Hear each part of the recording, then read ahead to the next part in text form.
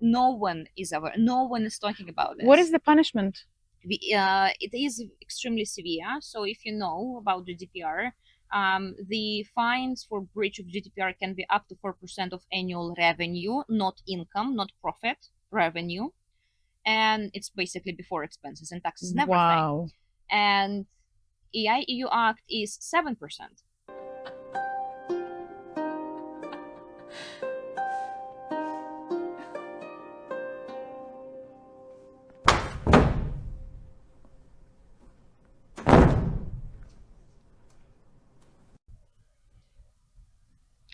Hello, everyone.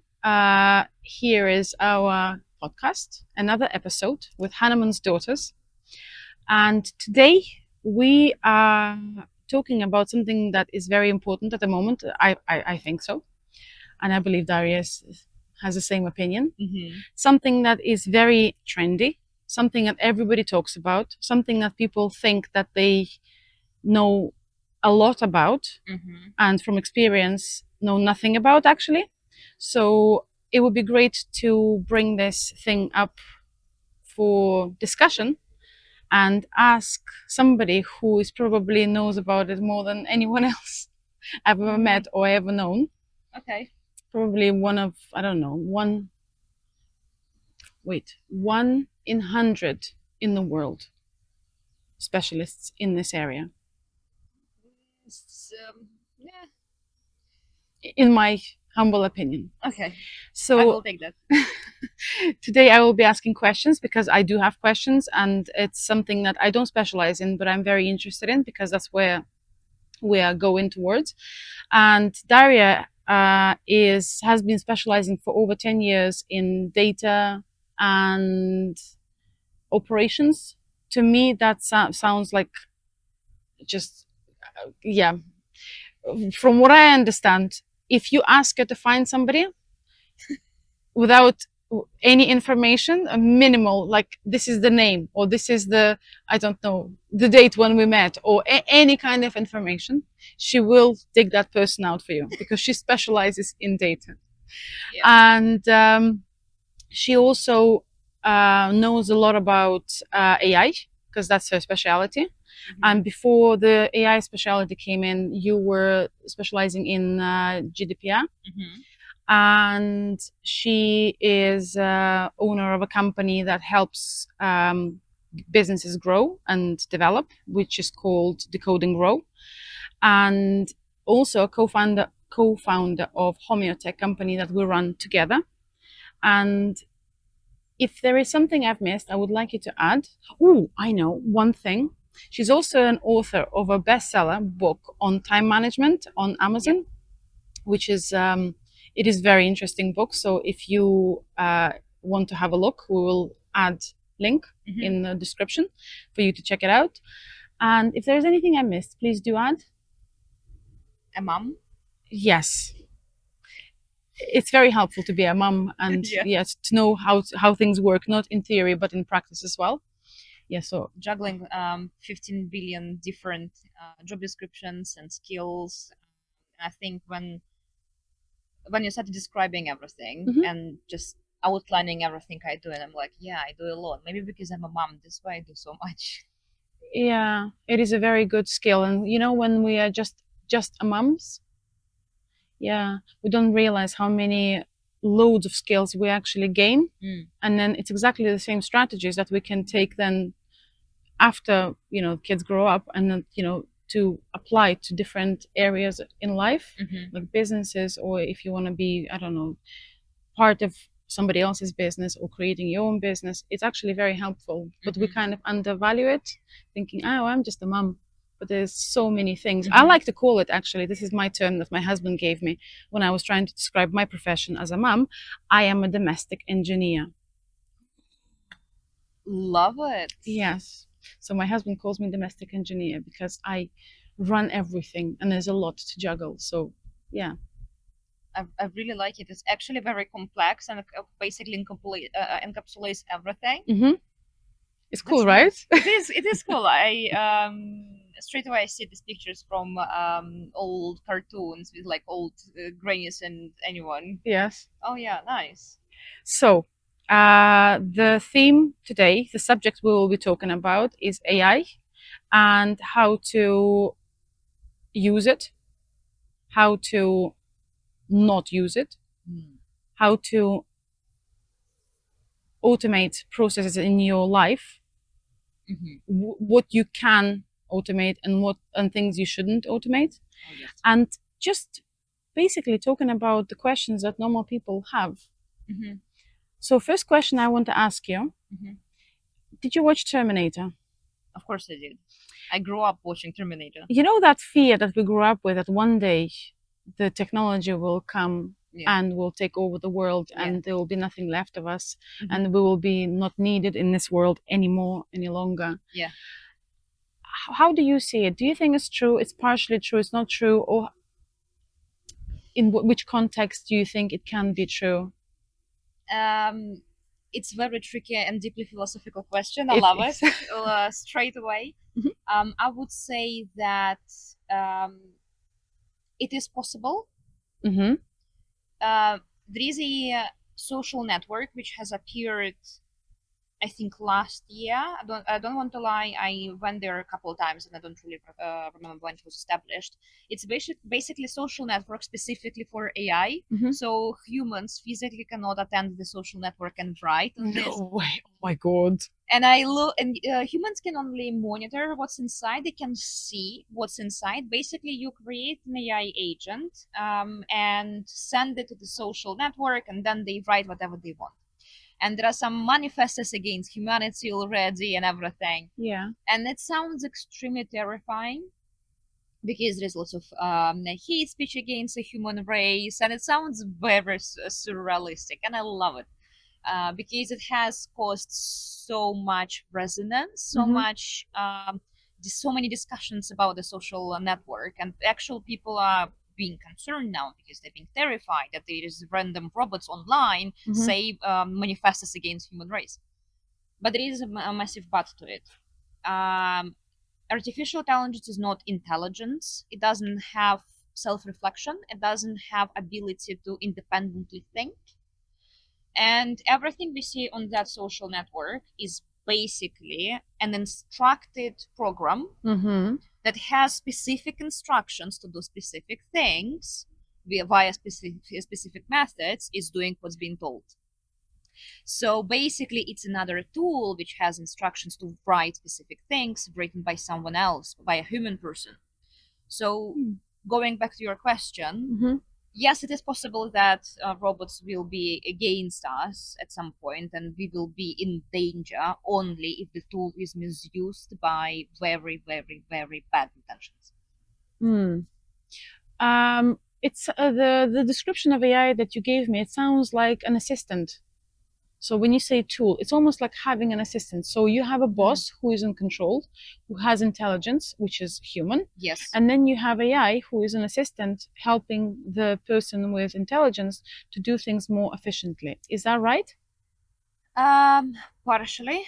Okay. I wouldn't define AI as an assistant. I would define it as extremely lazy and capable student. You know, that kind of students when they have least amount of effort, but somehow they manage to score high marks. Yes. And everyone say they are talented. But in the same time, they are ridiculously lazy. They have high marks, but they're lazy. They can be way better. They can achieve everything they want, but they just don't do it because they are really lazy. And they will find the any possible way to escape a task, to do something else. They don't fulfill their full potential. And I think AI fits this description perfectly. AI has capabilities we cannot even comprehend ourselves. AI has been fed so much information, massive libraries of books at the hand of your palm, literally. You can do limitless amount of things with AI, but only if you instructed well. Assistant is a bit more dependent. Assistant knows you. Assistant knows what you need, and the assistant will help you to do something on your behalf without taking the agency from you. So, for example, There is a traditional power couple, very powerful boss, an assistant who is like this. You are not going to speak with him because he's super busy. Yes. And they take this agency. Okay. If it's a lazy student, you can break the logic of this assistant. Mm-hmm. Oh yeah, but I need, because he's my pal, he's my mate, blah blah blah blah, Yeah. and you can break the logic of this. Right. Okay. Of this assistant. So yeah. While you were talking about this, the question I have is it what I find that a lot of people are using ChatGPT and other platforms to do things that they used to pay for. So asking for advice, helping with medical kind of medical advice, psychological advice. You know, some of the things it's cool for, you know, like Google, instead of Googling something, you just find it there because it gives you an answer. But as we know, it does hallucinate sometimes. Yes. But how far can you trust it? And what would be your 5 tips on do's and don'ts for a normal human being who has nothing to do, hasn't got a tech background, or AI doesn't specialize in AI? Remember the concept of lazy student. If you have this lazy mate and ask them a complex question, or not even complex, but I have a headache. Well, have paracetamol, I guess. Or nah, this sense. So when you have a simple question, you have simple answer. And if this person is very egocentristic as well, they will just give you random information like AI would. The AI would hallucinate. So in order to have a very clean and bulletproof answer, you need to ask very complex questions.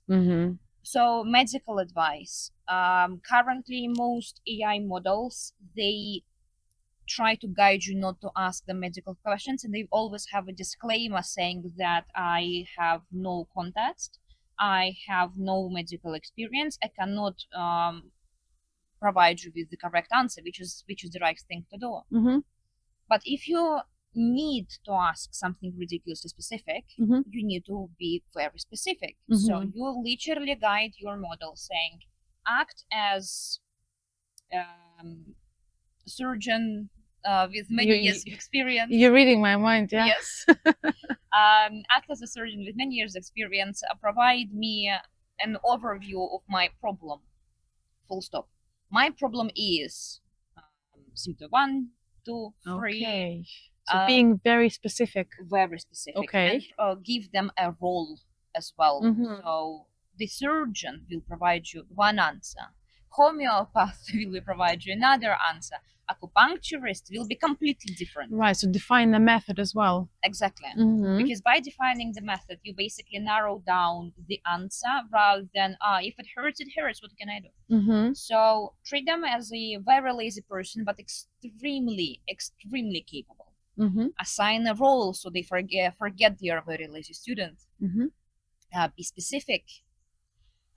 Provide desired output, which is very important. So basically, act as a surgeon with 50 years of experience.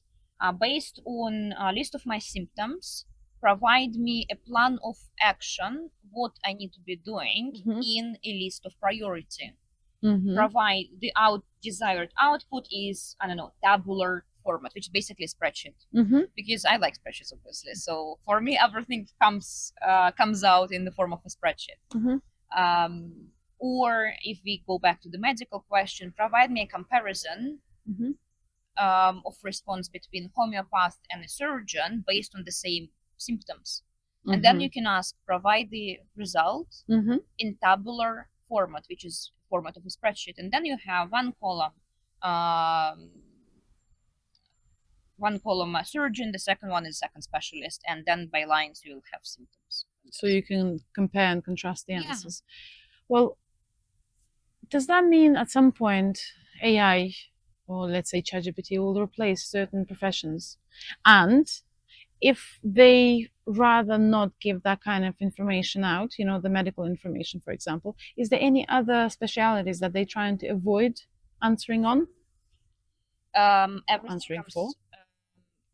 everything relating to legal, because then you and this problem occurred so many times in actual court when a law student presents a case referenced by ChatGPT which never actually existed, which is why ChatGPT always says if it's relates to, for example, this jurisdiction of the UK, I might not be fully capable, or I always advise to speak with the professional. What do you mean by never existed? So the several cases, law students, and this is very normal practice, same in medicine, when they start learning how to present the case in law, Yeah. in court, there is a massive group of students managed by the actual lawyer, Mm-hmm. and they present the case. And in order to present the case, they need to know every single precedent that is relates to the case. Mm-hmm. And someone decided to be efficient, so they have used ChatGPT, and ChatGPT referenced non-existing cases. So they lost the case because they have referenced non-existing cases once something has happened Right. before. So it made stuff up. Yes, it made stuff up, which makes us to return to the question of how to make sure that you request proper information. And this is another point you need to think of, another tip. Ask not just about the role, but the proofing of the information as well. Mm-hmm. So when you provide an answer, use cited references, use something that has been cited before by professionals, peer reviewed, basically. Mm-hmm. And answering to your question about the replacement of jobs, Mhm. this is um, the biggest topic I have to communicate with my clients all the time, because I have this is my specialty. I help businesses to implement AI in their operations, Mhm. in their admin, and I can confidently say that some jobs will be redundant, Okay. but it doesn't mean that people will have no jobs at all. AI is developing so much more workspace and workforce than we used to have. Yes, we're getting eliminated from very repetitive jobs, Mm-hmm. but in the same time, we have emerging market for managing the very same AI. Mm-hmm. And now, what I can see in the past 18 projects, we have 60% reduction of admin time. Mm-hmm. HomeoSync is one of the examples. Yeah. How much admin time do you have at the moment? None. None. Mm-hmm. And does it mean essentially that you have more time working on stuff you actually want to work? Yes, that's exactly what happened, because now I just do what I was trained to do, be a Exactly. homeopath. So I don't have to do any accounting or any of the stuff that assistant Precisely. normally does. Yeah. In my perspective, AI is the only way Mm-hmm. to support small businesses, Mm-hmm. because when you started your journey as a professional homeopath, Mm-hmm. how much admin did you have? How soul sucking that was? I would say admin and all the manual work that I had to do was around 70%, and it was left me only with 30% actually doing what I was trained to do. Yep. And it was just soul destroying. Traditionally, what happens in such cases, you have to hire support, Mm-hmm. but you need to basically either increase your prices significantly so you can feed 2 months at the same time, apart from your family. Yeah. Or you need to find ways to avoid it. Mm-hmm. So, in my perspective, AI is the only way to protect small businesses, because currently we physically cannot meet both ends. Mm-hmm. On one hand, we have massive corporations who cut down lots of workspaces for no reason, and at the same time, smaller businesses, they don't have enough money to feed all their employees, because this is the nature of the small business. Mm-hmm.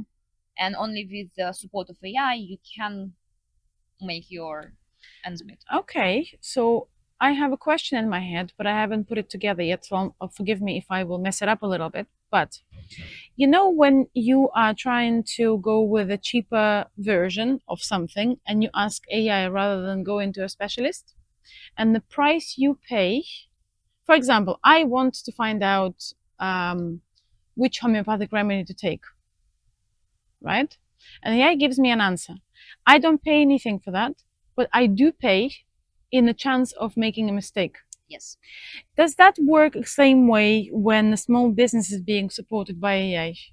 No.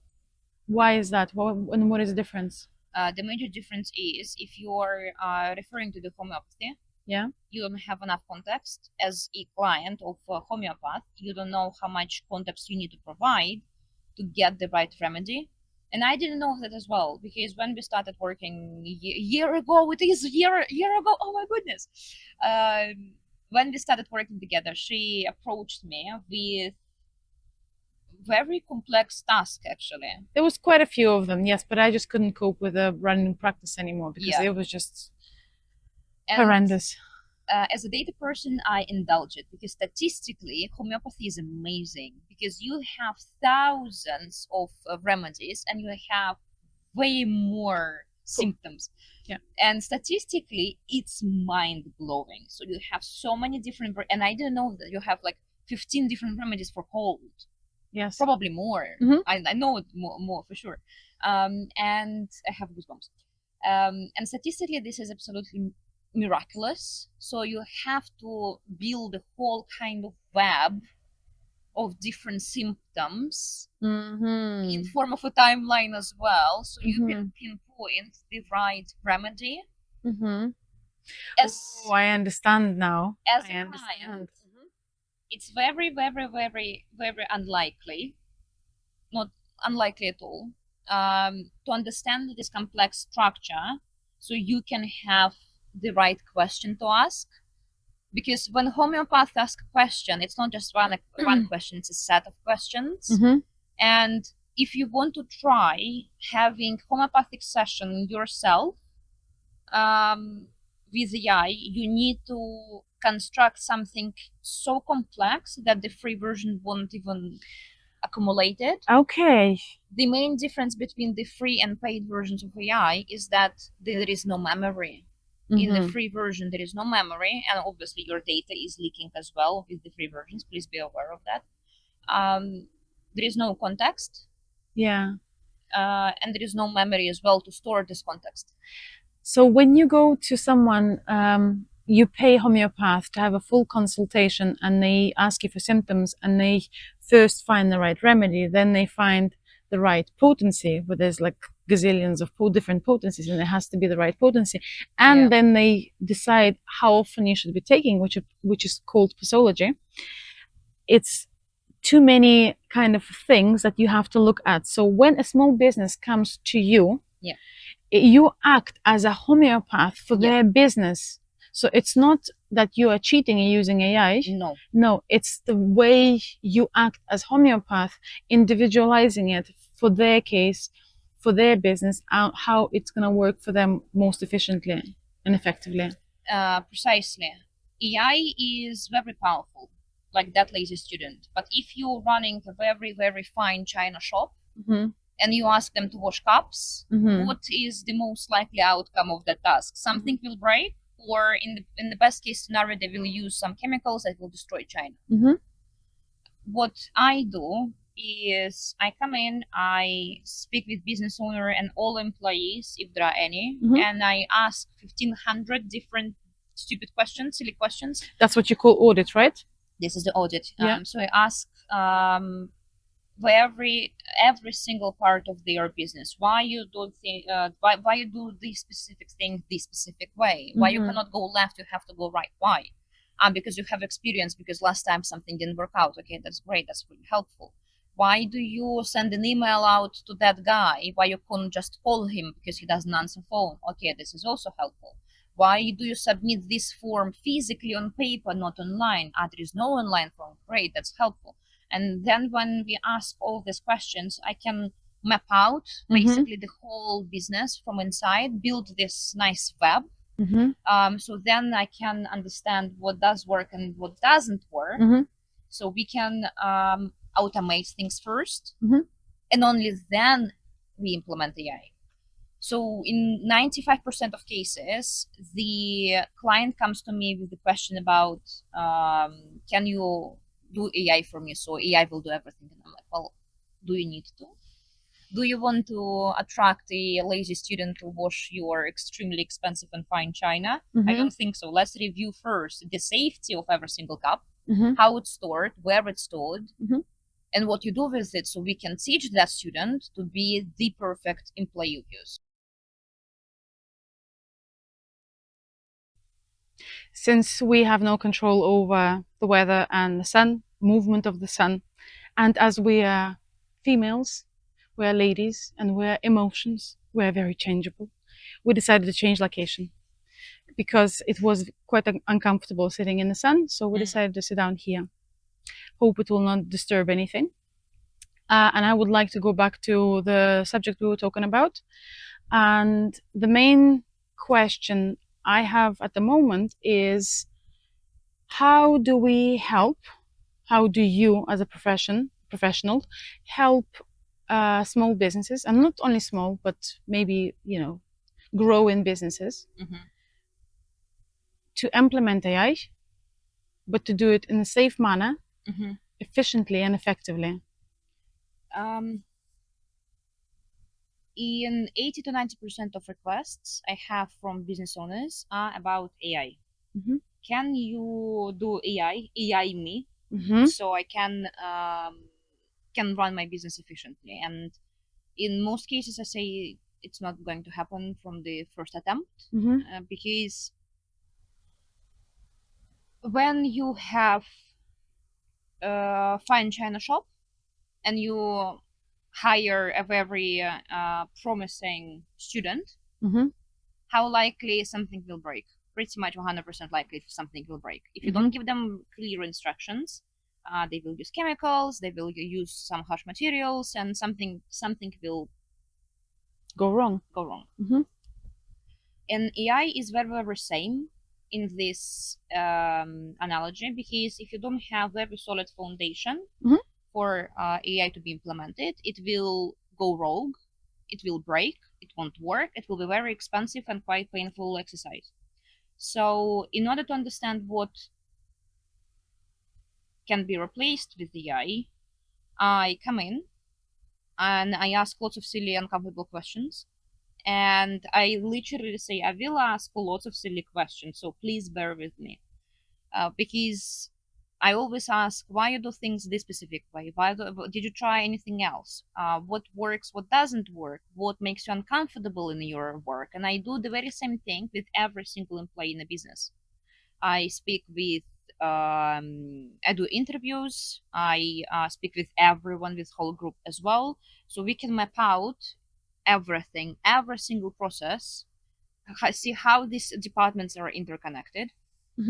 And then I find ways where we can automate things first. The difference between automation and AI is that automation is like well-oiled machine. It's like watch. You have lots of different small parts, and as long as every single part is not rusty and well-oiled, it will just run on its own. And AI is quite different. It has a random way of thinking. It has different ways of implication. But even though the company comes to me with request of AI, I will automate things first. I will rebuild all their departments, how to speak with each other, automate it, and only then I will implement AI. Because AI is not an answer. And everyone really needs to understand that AI is not an answer to every single problem we have in this humanity. But it helps to identify what never used to work before. Because if something didn't work before in the way it's supposed to, AI will break it. But it will make it in very... It will just speed it up. It will speed it up, and it will jeopardize every single problem you have. Okay. It's so interesting that I can see the close connections between health and homeopathy, how we work and how you work. So it's exactly the same way. If you first you ask a lot of different questions that people can get quite bored with, or be like, why are you asking me that? How is that even? It's obvious. Yeah. No, it's not. And you look at the core of a problem rather than just sticking a plaster on a problem, or giving somebody the crutches to kind of help. And also what I find quite interesting, that if we give some kind of, for example, adaptogens, and the person is already in a sick state, it will only speed up the process of them going to the end of their life. So you are promoting growth of whatever is going wrong already. So it's the same thing you just said. All it's doing is just you acting as a, is it called catalyzer? Where it just speeds things up. Okay, that's quite interesting. So how do we help businesses? So one of the biggest things we have at the moment is management of AI and policies around AI. So everyone is very hyped up. So AI, everything about AI here. We have ChatGPT, we have Claude, we have 1,500 different types of AI to generate videos and posts and everything. And no one is talking about the legislation. So this is something you really need to be aware of. People, when GDPR was coming out, everyone was buzzing, and I remember that because I wrote a dissertation on GDPR and how normal users perceive GDPR. And I was analyzing hundreds of thousands different posts online across the globe referencing GDPR. The whole difference is between this and that is that at that time we had lots of buzz around GDPR. Now we have AI, EU AI Act, which is live for a couple of years, but the harshest set of documents is about to be released 2nd of August. And no one is aware about this. That's interesting because I've heard of it from you. Yes. But then we spoke to other people who are specializing in AI, and they were like, "What? Never heard of it." Which is a massive problem. So I'm developing a product right now, which is specializing in identifying issues with AI in your own business. And because I'm not legal advisor in any sense, I know AI, but I physically cannot advise you because I'm not legal specialist. I attracted one legal specialist who specifically focuses on GDPR and data. And I asked her, please let me know whether I'm wrong, because it feels like I live in a cave. And I didn't hear anyone saying anything about this act. And she's like, yeah. And I'm like, that's not an answer I was expecting.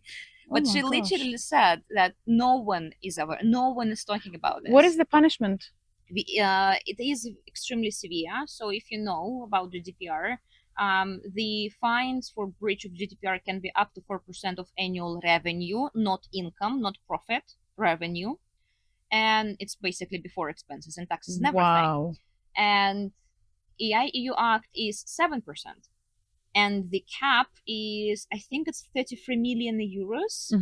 The highest, historically highest fine for GDPR was issued to British Airways, which was 20 million euros.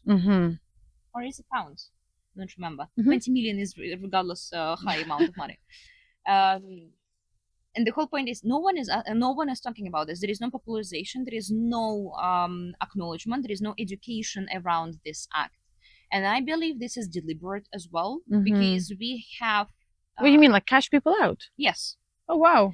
I really have this feeling because previously we were educated, we were notified, we were supported by different governments.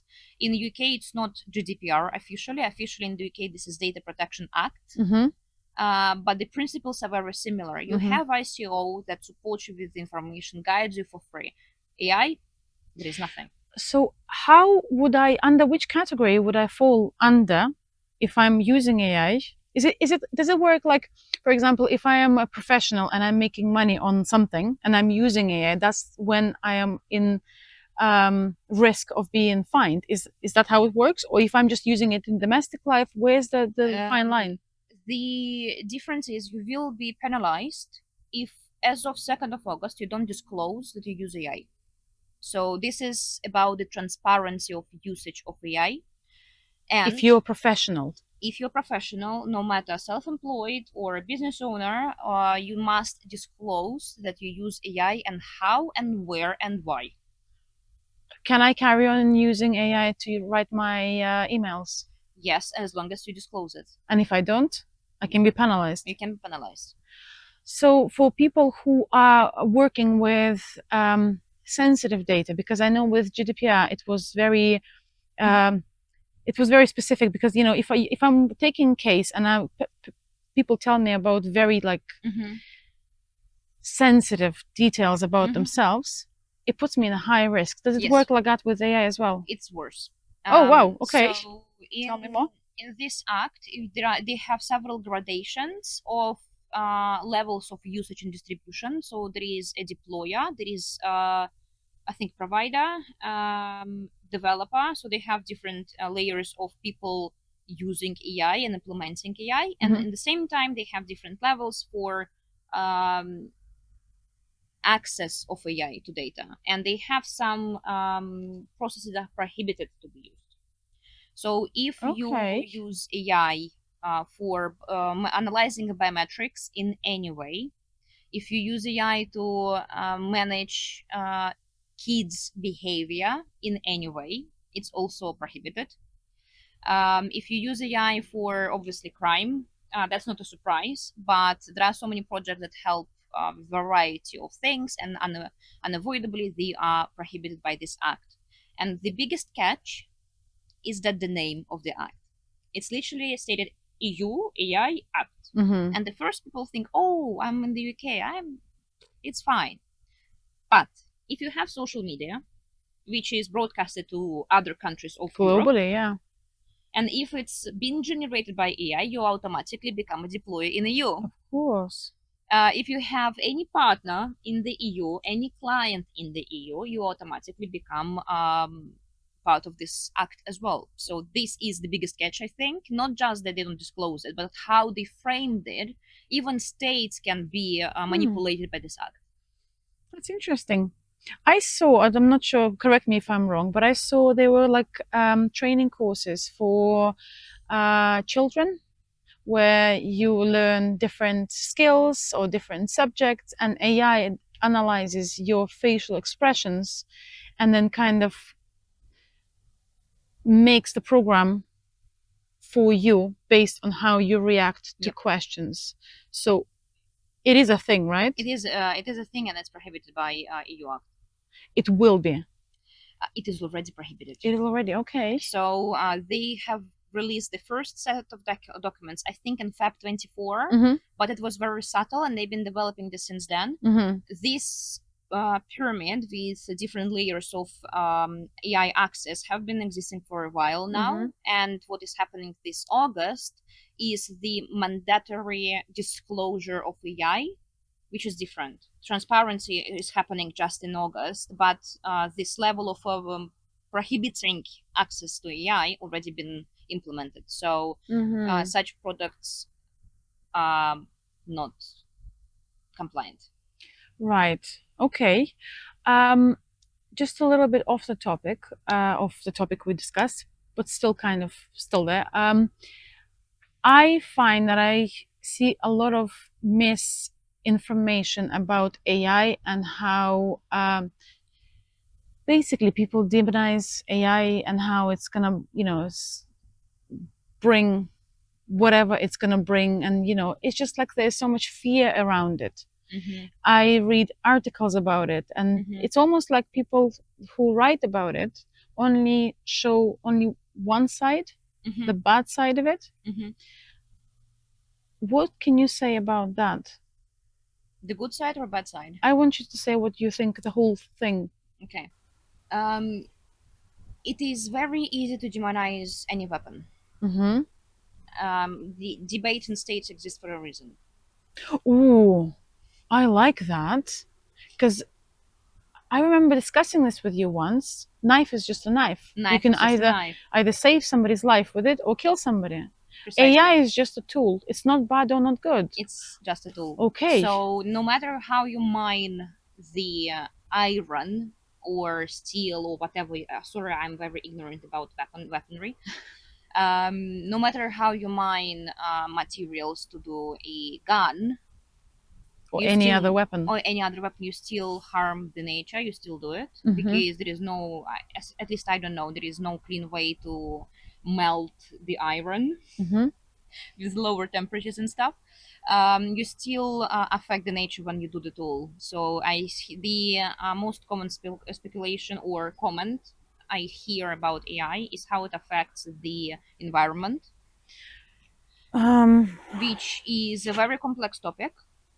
And obviously, I am not 100% specialist in the environmental side of things of mhm, using AI, but there are real issues that are related to AI hardware. mhm, Because of boom in AI, we have deficiency of chips. mhm, So many gaming platforms they started selling these chips to bigger companies who use AI mhm, simply because there is deficiency of chips. mhm, Um, very soon there will be deficiency of specific materials mhm. because of electric cars as well.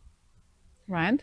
Because everyone is using the very same type of materials to build batteries for electrical cars, chips, and manufacturing of service for AI. Mhm.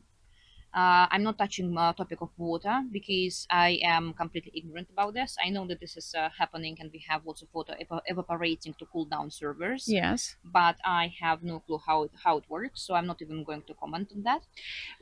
You know when you can sense something before you know about it, and Which is why I'm not commenting on it. you know how it just seems like we're going through the same stage of evolution is when the paper has been created. Hmm. When we say it's bad because we chop the trees down, but then it's a tool that we learn from and we can go There forward. are it's our fifth industrial revolution. Okay. So there used to be a third industrial revolution, the development of steam power, and when we had kids labor in the UK, it was quite popular. Hmm. When we had child labor in the factories with dark smoke in their lungs, and that was okay at some time Hmm. until something new didn't come up and didn't disrupt that market. Hmm. Markets naturally are disruptive, and the nothing is sustainable, Hmm. and this is extremely important for me to disclose. So sustainability, it's very important thing. Sustainability is not about being green or fluffy. Sustainability is about being stable. Sustained Self-sustained business is the one that is able to exist without massive over reliance Hmm. on something that exists outside of the business, of the ecosystem. And this is very important thing to understand. Is there a correlation between sustainability? Am I saying it right? Sustainability. And stagnation. If we No, keep using the same tools, we never move forward. part of the ESP. So this is environmental sustainable governance model. Um, the whole idea is that you grow steadily, Hmm. but without these spikes. So it's Okay. not like, yes, we have 1 million, or no, we are almost broke and we have no money to feed our kids. Okay, that's absolutely fine again. And then, oh, we don't have money Right. again to pay for Okay. anything. So this sustainable business is going like It's that. growing as well. Okay, It I is understand. So it's growing. a different kind of thing, stagnation and being Yes. sustainable. Sustain Okay. stagnation when everything is just going about to die, basically. It's Mhm. very slow. It is very flat, Mhm. and the sustainable business is the one that goes up. So it constantly reduces the expenses, and the income is going up. There are profits. The business is happy, but the whole trick of this type of business is Mhm. that it's pretty much utopian idea, Yes. because in the corporate slang, Mhm. if you have ESP policy, it means that What does that mean, ESP? environmental sustainable government Right. Okay. governance. So if you tick all the boxes, Yeah. it essentially means you must do the same for every single partner you work with. Hmm. So everyone else must be in the same way sustainable. Yes. So where AI comes in this case, you wonder. Mhm. AI is amazing in my perspective for small businesses, but for corporate companies, it can be a massive issue as well, Okay. because finance directors are not always notified about the costs of AI. Mhm. And recently, it has been leaked online. We don't know who actually was at fault or which company has received it, but one of the companies have received 500,000 bill Hmm. for usage of AI. Because they didn't comply with the compliance, or No what? one knows. There are multiple reasons why this can happen, or maybe they were fine with this and it's just massive invoice someone should have paid. But Hmm. the point is, it's not free. It's Hmm. not an answer to every single problem. Amazon had lots of issues recently when they have cut down, I think, 10% of their employees, and Hmm. AI broke down.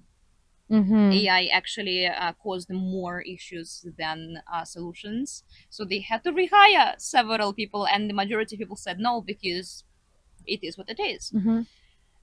And at the same time, companies pay a lot for AI. So when there's a new information in the field, Mm-hmm. there's always a lot of fear around it, and a lot of people who scream about it very Mm-hmm. loudly. And that's what I find. Taking you back to the original Mm-hmm. question, what do you do with all the information you read about it? Mm-hmm. People who spread this misinformation about AI, Mm-hmm. trying to make you go on petitions and trying to make you stop the movement of AI or any of these kind of things. Because as you said, it's just a tool. Why don't we take Mm-hmm. it and use it appropriately? Mm-hmm. You know, what would be your answer to that, to normal people? Try to bypass the surface, what is written, Mm-hmm. and try to think about intentions. I had to reject several projects because a company approaches me and asks, "Can you replace 10 people? I have 10 people, and because of the changes of the sick pay since this April, I Mm-hmm. don't want to pay sick days anymore. So Mm-hmm. I want to get rid of my team. Can you do that?" And I'm like, "Sorry, I don't have skill set." Mm-hmm. So always try to see what the intention is, Mm-hmm. why they are speculating about this. Are there any alternative ways of doing it? So Mm-hmm. petitions, for example, one of the most common reasons is the copyright, Mm-hmm. that something is being stolen by AI, that there is no creativity left. Mm-hmm. And this is a very big topic with AI. If you want to protect your creativity, be creative. It doesn't stop you being creative. Mm-hmm. It's just another tool. With the difference between creatives and creative elements, videos and posts created by AI and Mm-hmm. human, is that it's created by AI and human. You can tell. You can tell, and when you cannot tell, this is example. Oh, that's creative. Mm-hmm. That's skillful. Yeah, but a lot of the times people say, well, it's we can tell now, but wait 10 years and then you won't be able to, to tell the difference. Mhm. And most of the artists will be, out of job. They won't have anything to do. So Is that the case? then the whole concept of art will be so devalued that it won't Okay. exist anymore, which is very, very unlikely because art has been Yeah. existing in the world for so long. Mm-hmm. And what is happening right now is that quantity and quality problem. Mm-hmm. With AI, you can generate 1,000 pictures in 1 minute. Mm-hmm. Does it mean that it counts as art? Does it Mm-hmm. have soul? Does it have a deep meaning that no one thought about? Mm-hmm. Probably not. Mm-hmm. When you invest 1,000 hours to do one picture, Or painting. or painting or any piece of art, Yeah. will that convey a meaning better and Mm-hmm. deeper than AI will? Okay. I find that this world has too many overthinkers and not enough overdoers. Mm-hmm. It's like we always want to find somebody else to blame rather than take responsibility and see, okay, how can I take this tool and actually grow together using this tool, grow, implementing this tool into my own growth. Doesn't matter, is it business or Mm-hmm. not? And for normal people, we touched on businesses, how to protect businesses and how to implement and how where to look, and you gave the tips and all of that. But for normal human beings, there's a lot of people who are afraid that AI will replace them. Yep. Um, and I find it a bit infantile and a bit of a position of being a victim. So I don't want to do anything. I'm going to just sit here and cry that AI will replace me, but I'm not going to do anything about it. What do you think about it? Do you see this from same perspective on, or we have different perspective on that? To be completely honest, I really struggle with answering this question. Okay. Because people might not like my answer. Um, I do I do know that many people can be replaced by AI. I'm sorry, guys, but this is the case. At the stage they are at now. At now, yes, easy, Okay. easy. In my own company, I have only 3 employees, and I don't need more. And that's it. But it's not because people are bad or because they are not good enough. It's because the stage of their development It's can be, kept. yes, Yeah, can be replaced. All they yeah, need to do is just yeah, develop further. yeah. Which is the problem, I guess, because um, if we forget about AI for a second, like imagine the world when AI still doesn't exist in the way we have now, like ChatGPT, Claude, and everything. Mm-hmm. You, as a human being, have so much resources. You are not enslaved Mm-hmm. physically. Mm-hmm. Physically, you're not enslaved. You have your bodies. You have your health. You have ability to become whoever you want. And we can say, well, it's about networking, so you can meet new people. Okay, it's about some boundaries to meet new people that where I want to be. Okay, you can develop a plan and gradually become any person you want to be. Mm-hmm. But with AI, this journey is basically delivered to you on a plate. Mm-hmm. You have so much capacity now. Like everyone wanted to be a developer or a coder or IT specialist some time ago. Mm-hmm. And now you can write a whole website. You can write an app with just writing a sentence. Write me a website about, I don't know, bananas, Mm-hmm. and it will be created for you. But you need to ask first. And I believe that the biggest problem we will see, is that people won't ask questions anymore. People won't ask to do something. People won't think or want to do something, which is terrifying. When you just AI, someone will do it because AI can do it so quickly. If it doesn't exist anymore, you still can create something yourself. But if someone doesn't want to have this creativity, if someone is afraid to be creative, if someone has own limitations and own beliefs, Mm-hmm. then we're doomed. Well, does that mean that it's as simple as only people who don't want to grow personally and professionally would complain about AI and that? Most likely, because quite a lot of job positions are safe. Quite a lot. Everything that is related to the manual work is protected for the next 10 years. Can AI replace homeopaths? The homeopathic approach is not just about statistics, because I was referring to this before, Mm-hmm. where you have so many remedies and so many different symptoms. It's also about the response of a client, and you need to know when to react to people's reactions, basically. Mm-hmm. AI cannot do that. And luckily, because the legislation, it will be illegal as well. Can't and not allowed to. And not allowed to. Mm-hmm. So, processing of biometrics, Phew, we're safe. yes, you're Okay. safe. Processing of emotions is not allowed in kids, especially, and I'm pretty certain this will expand to adults as well, because homeopathy is related to medical data. Mm-hmm. So even though currently you can process emotions through AI for adults, and this is already happening in many different apps, even on your phone, when it relates to health, I'm pretty certain it will be banned. Okay. But I don't see a scenario where homeopath will be replaced with AI. Who else do you think will not be replaced? Carpenters, Yes. So um, all the manual work.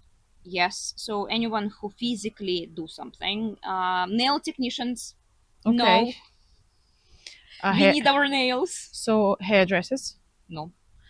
carpenters, but you can make things in factories. You know, like Yeah, and IKEA. So how many people can it's. actually build IKEA? So does that mean you can replace anyone, but the quality of it Of course, will be poor? of course, 100%. So there are Okay. already machines that can paint your nails, but they horrendous. even if they manage to paint properly. Yeah. What about the cuticle? How do you manage that? Because that is already surgical side of thing in a Yeah. sense. Okay.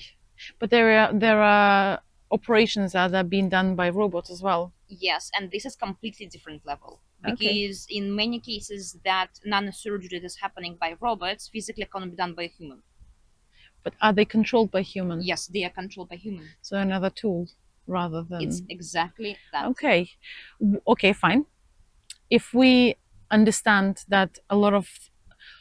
Okay, give me 5 top professions that will be definitely replaced by AI. Um, CEO of Nvidia.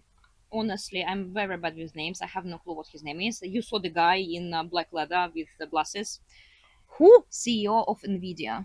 Nvidia. Nvidia. So this is the biggest company that provides chips for AI. Okay. He said radiologist. So the guy, the person who Of reads scans, course. Oh my god. But that's a good thing. because now, even now, and there are so many different studies and so many different programs that can help detect so many different diseases way before they actually there and seeable by someone. Mm-hmm. So computer never sleeps, computer never gets tired, and if there is a solid system and very solid structure, it won't break. Mm-hmm. So radiologists, um, data entry people, so anyone who types in some information in a spreadsheet, Mm-hmm. 100% be gone. I'm sorry. um, Spreadsheet. Mm-hmm. Go on. yes. um, Administrators. Currently there are many programs that help you to have AI VA, a virtual assistant, where you call and they direct your call to the different department. This has been existing for a very long time. Even the banking systems, when you call to verify your identity, it's happened by the robots, not by a person. The person Mm-hmm. comes afterwards. Mm-hmm. So these radiologists, data entry, administrators. What about drivers? Do you think at some point will they all be replaced? That's a good point. So we already have lots of driverless cars, Yeah. and this is a norm. But what I really think will happen, and this is me being futuristic, Mm-hmm. I really believe that at some point, everything that is done by a person will be perceived as luxurious service, Mm-hmm. Human touch. human touch, and everything else will be, it's just done. So cars without drivers will be a norm, Yeah. but having a chauffeur will be a luxury. Yes. Okay. I really think that will be that's an option. That's a way that can things can happen. Um, so four. Let me think. Can nannies be replaced? No, I wouldn't ever. Mm-hmm. I'm just trying to understand, curious, not just in a tech kind of Yeah. area, but around gardeners, for example. I would say managers. What does that mean? Managers. So in every single company, there is a manager who does a thing and supports other people. They can be replaced. I'm pretty certain the most of them can be replaced because sometimes, very often, what is happening, and maybe you can hear yourself in this situation as well, is when there is an employee that being quite successful, but they kind of stand out from the team. So there is team of 5. They do absolutely the same thing, Yeah. but this one guy or a girl, they do something differently and they have higher results, but at the same time they lack this leadership capacity. Mm-hmm. But in order for them to be protected by the company and remain in this company, they been offered a managing position. Yep. This has own term in HR world. I don't remember what the term is. It doesn't matter. But such managers definitely will be replaced because all they do is basically exist in the team, Mm-hmm. but they don't manage the team because they don't know how to manage. And AI is really good in management as long as they have transparency with the team. For Mm-hmm. example, if your team has a goal to sign 5 clients a week, Mm-hmm. and AI sees that Bob signed 3, Mm-hmm. Jane signed one, Mm-hmm. and you have another people who signed zero, so the Yep. focus will be on them. Okay. HR, can they be replaced by AI? Admin side of things, 100%, Mm-hmm. because it's a lot of data proofing, data documents management, chasing people. That 100%, yes. The only thing which won't be replaced is the counseling side of HR, Mm-hmm. because many HR specialists are actually listen. Mm-hmm. They're supposed to listen, Yeah. and they're supposed to be supportive. Mm-hmm. I'm stressing supposed to. Mm-hmm. That side also can be replaced, because everything that is based on the human interaction is safe. My Mm-hmm. husband won't be happy to hear that, because he doesn't like to communicate with people, but that can be replaced if you don't Okay. like it.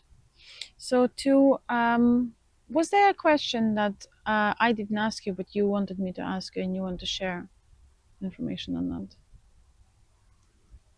It's a good question. I'm not sure. We have covered quite a lot, to be honest. I tried to be representing the public here, Yeah. but if I have missed something, please do leave comments below and ask us questions, because we have here a professional who's one of the best, and she can help you to find an answer or guide you to a place where you can find an answer. So please don't be shy, ask away, and we will do our very best to answer, not just on this podcast, on this episode of podcast, but in future or the previous ones. Do ask questions and interact. And before we finish, I want to ask you a question. Mhm. If you look at a certain method, and today we talk about AI and Mhm. about automation of processes, how do we judge it? Do we judge it by short-term results, Mhm. long-term results, or overall experience?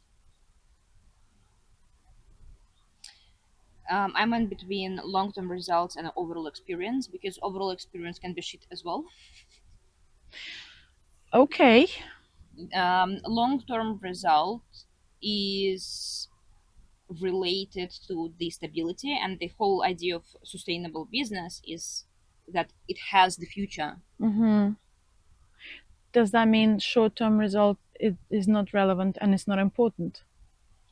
When I start working with the company, Hmm. I always find one thing that will completely change the perception of their work, and normally it's something ridiculously small. Hmm. So I always take this small pain away Hmm. straight away, so they can feel relief, and then I work on the long term until they, yeah, So what you're saying, all three. all free. Okay. Yeah. So we can't just choose, just take something out of context and say, Then we well, will this would. compromise it. Yeah, so the whole method is important. Short Mm-hmm. term, long term, and the overall experience. Mm-hmm. That is cool. Mm-hmm. Again, it's so complex, just like everything we do. You can't just take something out and be like, okay, I'll fix this and everything else will be fine. Doesn't work this Cool. way. Thank you very much for your time and for your expertise. It was very nice to talk to you. And it was very refreshing as well. Yeah. Love it. And yeah, see you soon, guys. Like and subscribe to our channel. And soon there will be more interesting talks and chats. Mm-hmm. Yeah, we already planned a few things out. Mm-hmm. So we will see you soon. Thank you for your time.